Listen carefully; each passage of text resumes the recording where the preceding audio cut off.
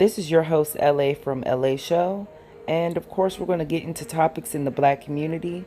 Plus, we're going to have black talent and business promotions. So please like, share, and comment your thoughts. Also, subscribe to the channel for more stories in our community. Thanks. It's Lexi. What's up, you guys? Welcome back to LA Show. I really do appreciate you guys for coming through. And today I wanted to talk to you guys a little bit about some things that are going on in the community, of course. You can check me out on all my other social media platforms at lashow_ on Instagram and Twitter. You can also check me out on Facebook, Young LA. Please follow the page and support me.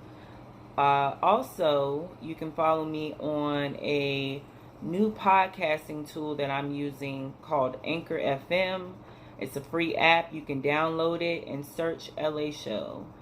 Also, you can find me on www.fidelcashflowva.com, where there is a lot of content. So please check out those platforms and support me on those as well. I really do appreciate you guys for subscribing, checking me out. Even the people who aren't subscribing, just thank you for coming through and checking me out.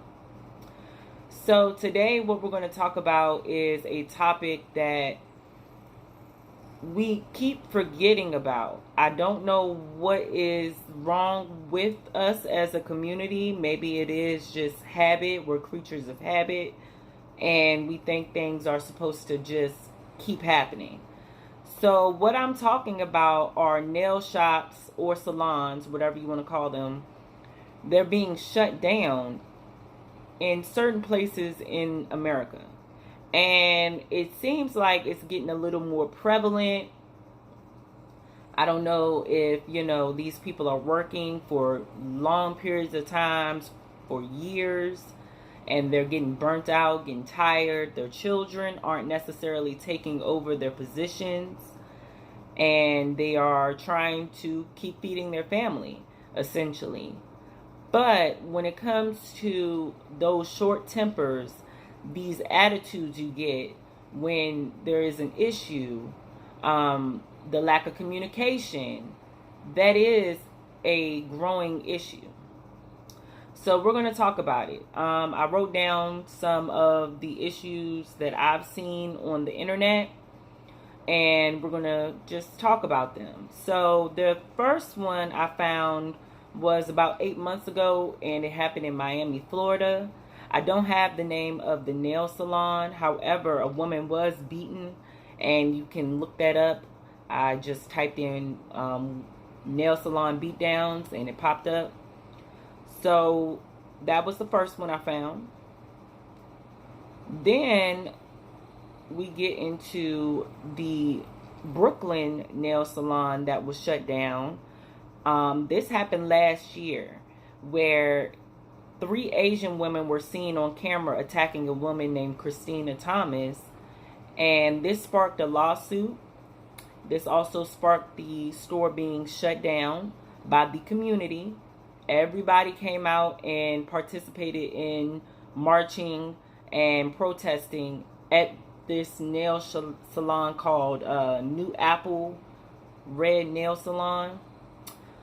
So that was a situation that really opened people's eyes to the mistreatments in these nail salons, to the point where 3 Asian women were literally beating on this woman in the middle of the nail salon for a mishap over her eyebrow job. So a $5 job turns into an all-out brawl where you completely lose your business. So that was very interesting, to say the least.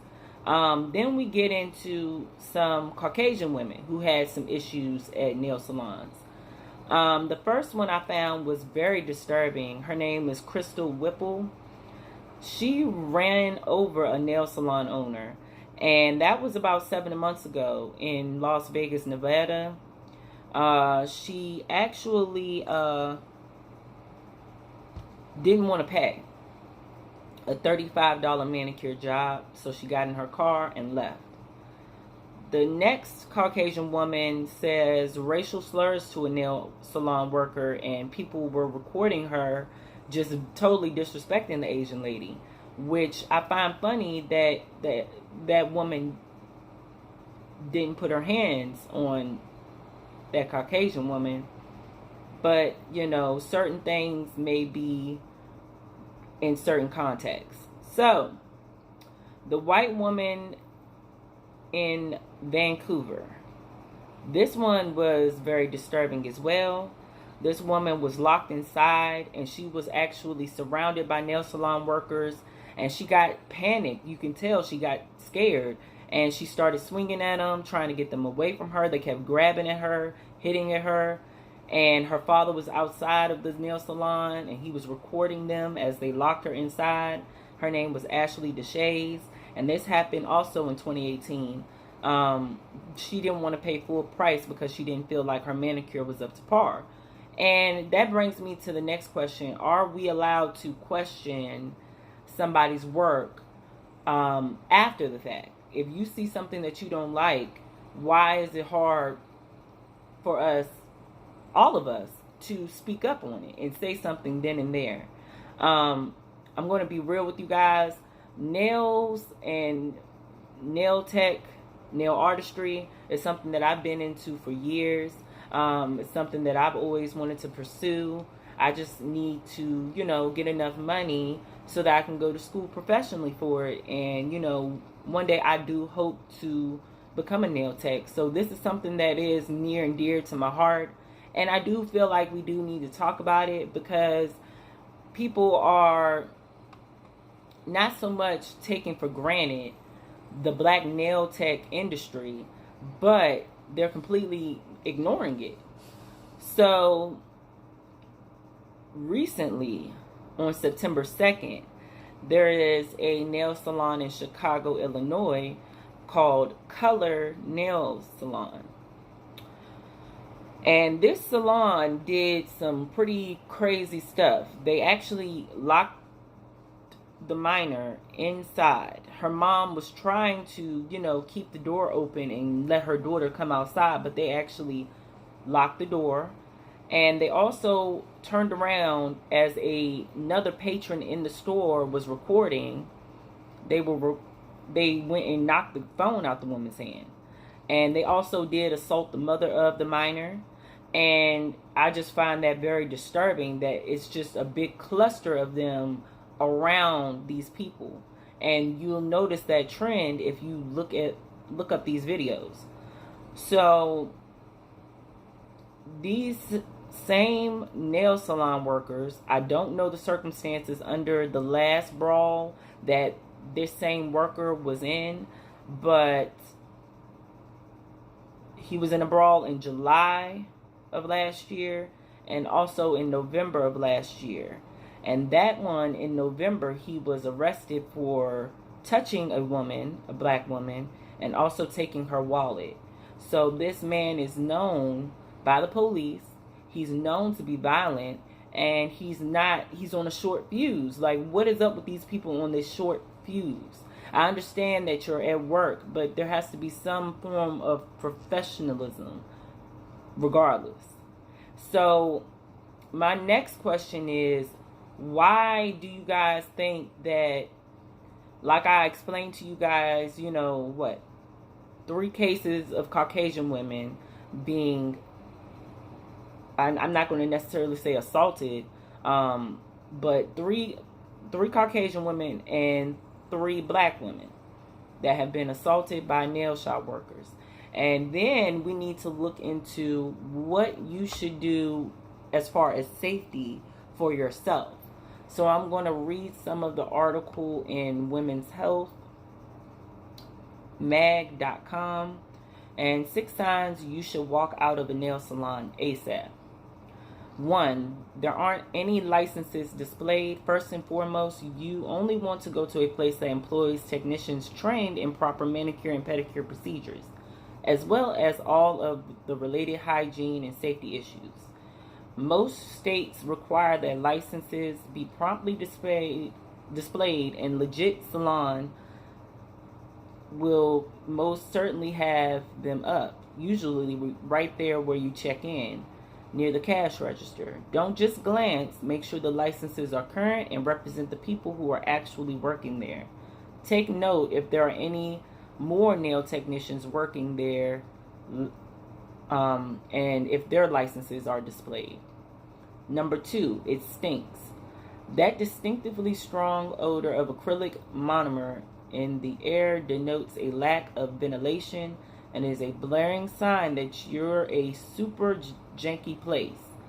Quality salons will prioritize clean air and have a circulation system with fans blowing in mild weather. Many salons will even open doors to keep oxygen flowing in and noxious fumes from building up. Inhaling air laced with nail product fumes can give you a headache or make you feel dizzy and nauseous. Number 3, it's dirty.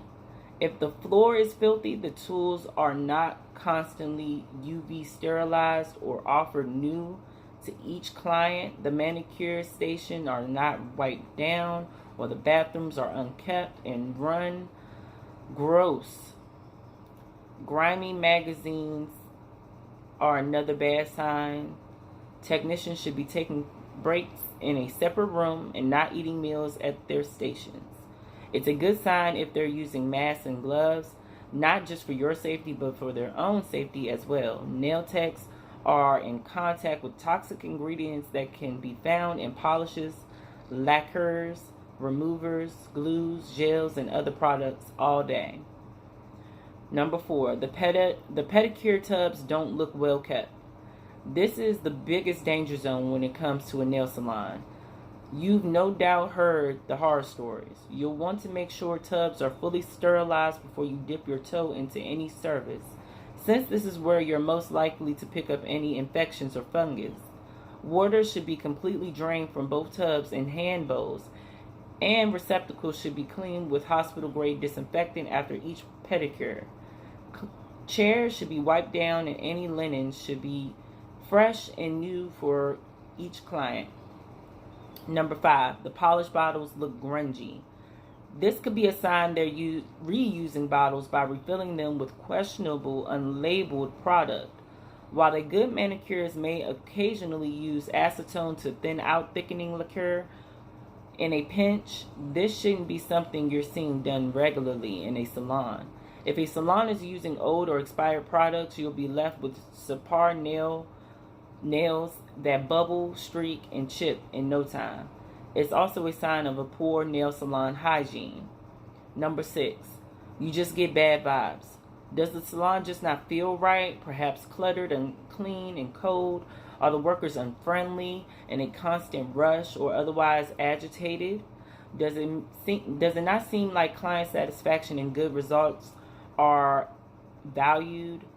Sometimes your gut just knows when something is off, even if you can't quite place what it is. As always, listen to that feeling and head out to better pastures elsewhere. So that article was written on June 6th in 2016. So apparently somebody acknowledged this. Grace Gold did, the woman who wrote this article. I did enjoy her hot key points. Those are hot points in what we see that's going on and what is leading up to, some very big friction in communities that really don't necessarily need to be there. I suggest that if you have had a problem in the past with a certain nail salon, you should try to find another one, of course. But also check out your Black-owned nail techs. Check them out because they are doing some very good designs at very good prices. You're going to pay just as much at either place.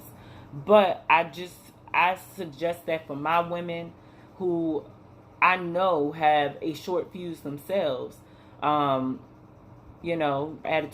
That's just the way it is. And, I'm the same way. If I don't like something, I'm going to speak up on it. I'm going to say something. And if we're in a professional setting, you should fix it. And that's just that. But that's my opinion. However, with these Caucasian women and the issues that they've had with these type of workers, it really is. It's unfortunate, especially the situation with the nail shop owner being ran over. You know, that's sad. That's terrible. It should never come to that point. But I know there has been plenty of other things that you have seen in a nail salon. So comment down below what you have seen go on in the past. And, you know, tell me your solutions. Tell me what works for you. And I will be back with another video. Thank you, guys.